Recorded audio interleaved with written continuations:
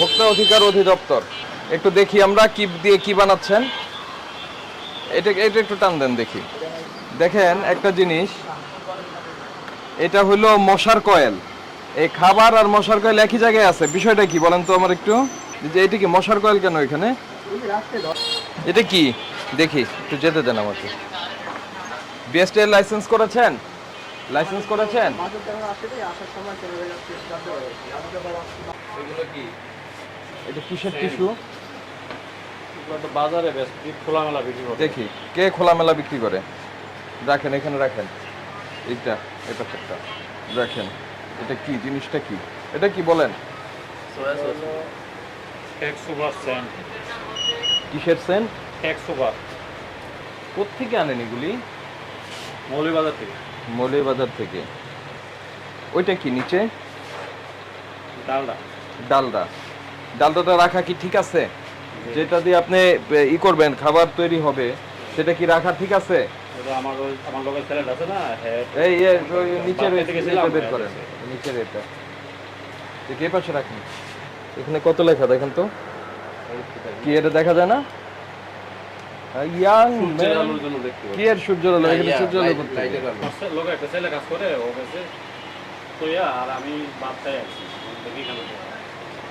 ওই উপরের এটা কি, ওইটা নামান, এই কৌটাটা এটা, হ্যাঁ এখানে রাখেন।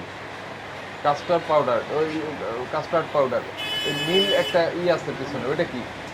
ওই যে ওটা আনেন আনেন আনেন, নাম টাম লেখে তাই না? এই নীল রঙের রংটা কোথায়? হ্যাঁ কোথায় দেখান তো একটু। এটা কি কোনো খাবার? খাবার বলে দেয়, ফুড করে দেয়। এই খাবার কতদিন খাওয়া যাবে?